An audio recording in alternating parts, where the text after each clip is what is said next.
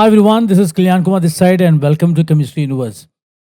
So with this video, we're going to start aldehydes and ketones. And this is a pretty long topic. It's a very big topic. There are a lot of reactions and therefore we're going to split them into very small pieces. I wouldn't want any one video to last too long because that would mean that we'll have to, sort of go up to 2 hours and I don't want to do that. So we're going to split this into small sections as small as is possible. And as I've already said, make sure that you watch the video. Whichever video you're going to watch it in one go. Make notes and do the questions if they are asked. And pause the video as many times and then play the video back. So with that out of the way, let's get the ball rolling and let's start with aldehydes and ketones. This is part 1. And in this one, we're going to talk about introduction to aldehydes and ketones. And then we'll talk about preparation of aldehydes. Now, the way I've structured this lesson is I've done the preparation of aldehydes in one video, preparation of ketones separately in the next video. But when it comes to reaction, we'll do both aldehyde and ketones reactions together.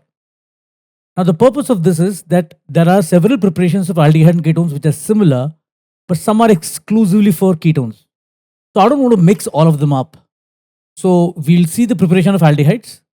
Then we'll see the preparation of ketones, and whenever they match, I'll keep telling you that, we have done something similar in aldehydes. And wherever it is unique, I'll tell you where it is unique. When it comes to reactions, the reason I want them to be done together is mainly because we need to also understand which reactions are given by aldehydes, which are given by both, which are only given by ketones. So we will talk all about that. So let's start with part 1 of this, that is introduction and preparation of aldehydes. So here we go. Let's start with the basic introduction. Now, aldehydes and ketones both possess a carbonyl group, a C double bond O, and therefore are called carbonyl compounds. Now, formaldehyde is the simplest aldehyde bonded with 2 hydrogen atoms. So basically what we are talking about is that if you have this is formaldehyde. The carbon, this is called carbonyl carbon, and this is bonded with 2 hydrogen atoms. This is the simplest aldehyde you can have. In other aldehydes, one of the H is replaced by an alkyl or an aryl group, but one H will always remain. So one can say the functional group of an aldehyde is CHO. Okay, so in all other aldehydes, the carbonyl compound group is bonded to a hydrogen and to an alkyl or an aryl group. The carbonyl group of a ketone is bonded to 2 alkyl or aryl groups. So if I have a carbonyl group and it is bonded with 2 R groups, which may be similar or different, they could be aliphatic or aromatic, this would be called a ketone. So for a ketone, this is the functional group, C double bond O. Whereas for aldehyde, it was CHO. Now, the C double bond O bond of acids and its derivatives are not called carbonyl group as it isn't conjugated with lone pair. So basically what we're saying is if you take a carboxylic acid, one can argue that it also has a C double bond O. But whenever this C double bond O is conjugated with a lone pair, which would be the case if you take any acid or its derivative, ester, acid chloride, amide, and all of that, we will not call them as carbonyl compounds. We will not call them aldehyde or ketone. They are separate. So let's get the names of some of the most commonly used aldehydes and ketones. And we are going to talk about the common names. IUPAC names you can definitely do on your own. But common names are pretty important because they will be very often used. Now this we've already checked. This is the simplest aldehyde, formaldehyde. Now this is the next simple aldehyde. This is called acetaldehyde. This is the first ketone that you can ever get, the simplest ketone. Both R's are same and they are CH3. So this is the smallest ketone you can get, and that is called acetone. Now if you have 4 carbon aldehyde like this, its common name is butyraldehyde.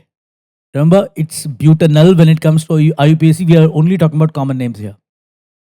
And when you have a branching in butyraldehyde, like this is called isobutyraldehyde. So make sure you understand that. Now, if you have this kind of an aldehyde, this is called phenylacetaldehyde. And this we've already, of course, this is a compound which is a product of benzaldehyde, In fact, because CHO has the primary functional group here, this is vanillin. Its common name is vanillin. It is used as a flavoring agent. This is what is present in vanilla. This we have already done in phenol. It's salicylaldehyde. Now this one with a double bond conjugated and a CH3 at the end, it's called crotonaldehyde. And instead of CH3, if we have a pH, we call it cinnamaldehyde. So these common names are important, so make sure that you learn them. Now let's talk about the preparation of aldehydes. Now, the first preparation of aldehyde that we're going to do is oxidation of primary alcohols with mild oxidizing reagents. Now, you have to understand this. There is a set of reagents which we did in alcohols, if you remember. We talked about the mild and strong and stuff like that. All the mild oxidizing agents, which we called as mild, were converting primary alcohols into aldehyde. Now, if you use strong, the primary alcohol will become acid. So, we use mild, we get aldehyde. So, that is one of the preparations. So, if I have this as the alcohol, now you might wonder why I have taken this particular alcohol. Well, the reason was that I wanted a OH, rather two of them, mainly because one OH is on the allylic carbon of the double bond. Can you see this double bond? This is the allylic carbon for that, and there is a OH here. Whereas this OH is a free OH. It's not on the allylic carbon. The allylic carbon would be this, but there is no OH here. The OH is not the allyl. It's not attached to the allyl carbon, and therefore it's similar to a simple alcohol. Because there is a difference when it comes to oxidation, which you will see in a minute. So we have reaction with NBS. If you remember, this was one of the weak ones that we talked about. It will convert both the OH into aldehyde. Okay. Then you have ferrous sulfate H2O2. If you remember, we have done this Fenton's reagent. Then you have PCC or PDC or CTP, MnO2. This is just basically a recap of what we did in alcohols. We've done all of them. I'm doing it again here. So NBS would convert both OH into aldehydes. It's mild. Fenton's reagent would do the same. And remember, they are mild enough not to attack the double bond. PCC and PDC, etc., same. But MnO2 is exclusively meant for this allylic OH. It does only for allylic OH. It doesn't do for the other OH. Meaning, you get an exclusive oxidation of MnO2 with the CHO on the left, which is the allylic, and on the right it is the same one. It's not oxidized. Whereas if you look at tertiary butoxy aluminum, it will be oxidizing both. Ceric ammonium nitrate, both. And silver, which is basically a dehydrating agent. You can use even copper here. And you will get both of them into aldehyde. The second preparation is by using strong oxidizing agents. Now, I've already told you strong ones give you acid. But if you do the strong ones with a certain special situation, you can get aldehyde. Now, since KMnO4 and dichromate are strong oxidizing agents, the aldehydes produced can get further oxidized to carboxylic acids. So all you need to do is create a way so that the aldehyde doesn't remain in the solution once it is formed. To prevent this, we use special distillation techniques in which the temperature is kept in between the boiling point of alcohol and aldehyde. Now, alcohol, if you remember OH, it shows hydrogen bonding, right? Aldehyde does not have any hydrogen bonding there. So alcohols have more boiling point than aldehyde. So if I have a primary alcohol, and this primary alcohol is first becoming an aldehyde with strong oxidizing agent, and then if the aldehyde is allowed to remain there, it becomes acid. But what I do is, since the boiling point of alcohol is higher than aldehyde, I'll keep the temperature. Let's say alcohol is 60 degrees Celsius. And aldehyde, let's say, is 50. I keep it at 55. So the alcohol remains as liquid, whereas the aldehyde is not in the form of liquid. The moment it is formed as vapor, which means it will not remain in the solution. So KMNO4 or dichromate will not be able to oxidize it into an acid. So this way you can end up getting an aldehyde, and we call it special distillation techniques. Okay, so since aldehydes have lower boiling point than alcohols, they get produced in the vapor state and are not further oxidized. So primary alcohol, KMNO4 and dichromate, special distillation, you'll get this. Remember, if this special distillation is not written, your answer should be acetic acid, because you have to convert the aldehyde into an acid. You can do this by dehydrogenation of primary alcohols. As I said, with silver, you can use copper. It is basically dehydrogenation. So dehydrogenation of primary alcohols can be affected by passing alcohol vapors over heated copper. We have done this in alcohols. Basically takes one H from O and one H from carbon. It gives hydrogen. And since both of them, both oxygen and carbon have one valency left, they form a double bond. So basically, you are going to get this one.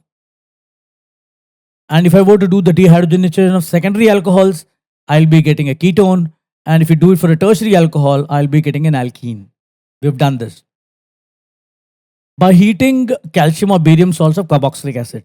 Now, if you were to use the calcium salt of formic acid and do dry distillation, heat it dry and distill it, you'll get formaldehyde and CaCO3. So basically what you can assume is happening is that this HCOO and another HCOO, they are bonded with calcium, right? So basically what happens is you get somewhere breaking here,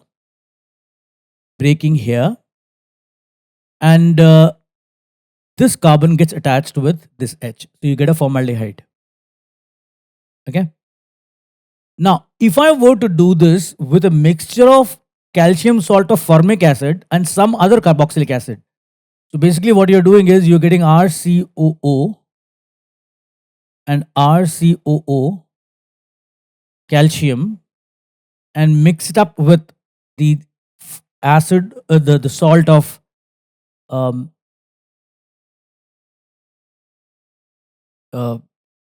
formic acid.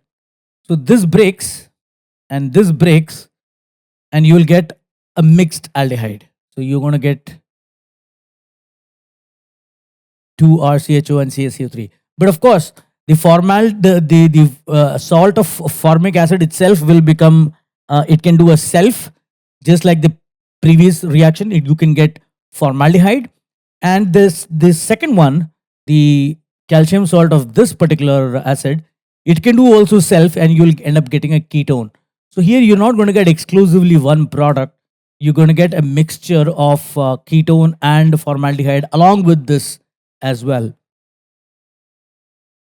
So you can also do this by acid chloride reduction with lithium tributoxy-aluminum hydride. So basically what this does is you take an acid chloride. If you take one equivalent of this, you get aldehyde. If you were to use normal or excess amount, you'll get alcohol, because it reduces acid chloride to aldehyde. But if you use more than one equivalent, then the aldehyde is further reduced to the primary alcohol. And one very important method is the Rosenmund reduction.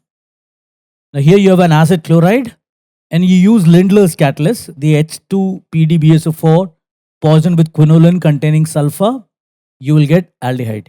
Because remember, acid chloride are generally reduced to alcohol, but you can stop it at aldehyde stage by either of these two methods.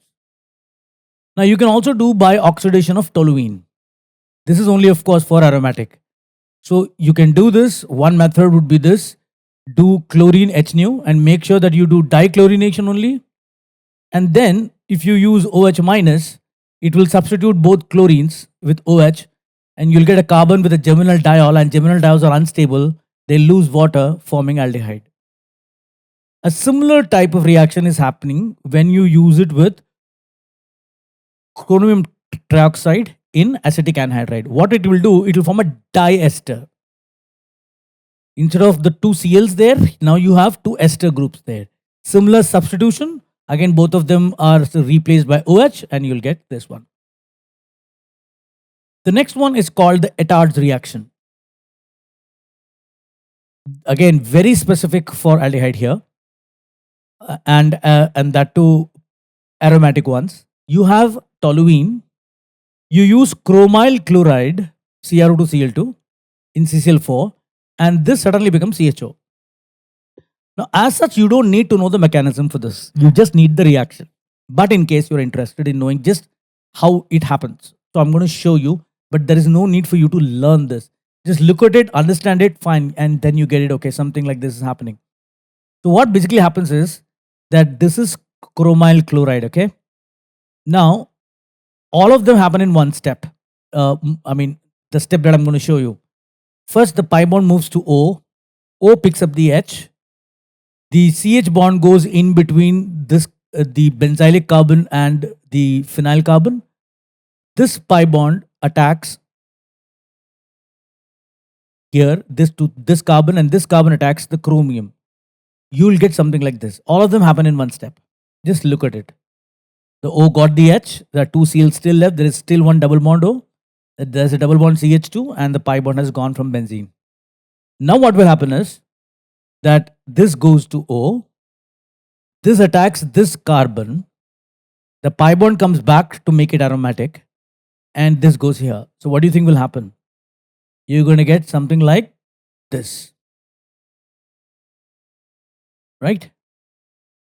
Now what happens is, one of the Cl leaves. This Cl picks up the H. The CH goes between carbon and oxygen, and the chromium and oxygen bond breaks. You end up getting this one, and you get CrOHCl. So this is how you have Étard's reaction. Now, if the carbon chain on benzene, if this is not just CH3, if it's the longest chain, then also this reaction will occur, but it only occurs on the terminal CH3. So in case side chain is bigger than CH3, terminal CH3 is oxidized by CrO2Cl2 and not the benzylic carbon only. So if you have something like this, it is this CH3 will become CHO. But of course, it needs the benzene ring. So it's only for aromatic hydrocarbons. Now, Reimer-Tiemann reaction, we have already done this in phenols. Remember, you got salicylic.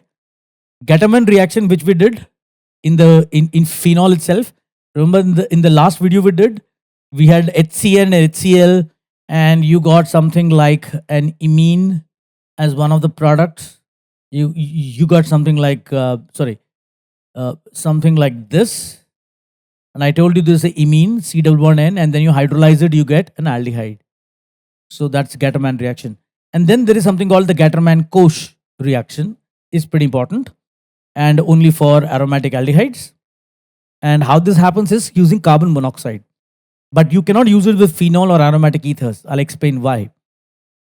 If you take this COHCl and AlCl3, okay, so basically what happens here is you have carbon monoxide like this, okay, and remember there's a lone pair on carbon, which is why it's getting a minus charge. Now HCl breaks into H plus and Cl minus. The Cl minus goes with AlCl3 to form AlCl4 minus. And this H plus comes and attacks this carbon because carbon is having a negative charge. So you're going to get something like this. Now, if you remember, this is the acylium ion. If you remember, we did in acylation. It's one of the resonating structures of this is this pi bond goes here, and you get this plus. And therefore, what will happen is this will act as an electrophile on benzene. So basically, it's an electrophilic aromatic substitution. I'm going to get this, and then of course you get acylation, and you get this benzaldehyde. Now you can also do it by the hydrolysis of terminal gem dihalides. So basically, you take a geminal dihalide, treat it with aqueous KOH, and just as I said, it will replace both Cl with OH. You get a geminal diol, unstable, release water, and form aldehyde. Then you can even use a Stephen's aldehyde synthesis. What it does is this very important one. It's nitrile. You get a cyanide, and from cyanide you can get an aldehyde. So what you do is you first make it with SnCl2 and HCl. You'll get an iminium ion, something like this. So just imagine that 1,1H went to carbon and N, and you got this plus. We don't need to know how it happened. And then do the hydrolysis of the iminium ion, and just like an imine, it will become an aldehyde. The next is called the Sommelet reaction. So here you need an aromatic halo methyl, or you can say aromatic alpha halomethyl. So you need the halogen on the benzylic carbon. And you react this with a very weird compound, something like this. This is called urotropin. It's hexamethylene tetraamine, HMTA, or it's called urotropin. It has got medicinal uses. So if you do this reaction and do the hydrolysis, you'll get benzaldehyde. Right now, I'm not giving you the mechanism of all of this. It's not required at all. It's too complicated, not required. But the mechanism is available. Now, you can also do it by heating a mixture of the vapors of formic acid with other carboxylic acids. Just like the calcium salt thing, you take one carboxylic acid and one formic acid. The RCO goes from that and the H goes from here, and you get RCHO. Of course, you will get the others also. You'll get formaldehyde, you'll get ketone and all of that. Then you can use ozonolysis, if you remember, and make sure that the H is there in both carbon atoms. And you know how this happens. You do reaction with first ozone and then do reductive hydrolysis using zinc. You'll get aldehyde. And then hydrolysis of acetylene. We have done this in alkynes. So sulfuric acid, H2O and HGSO4.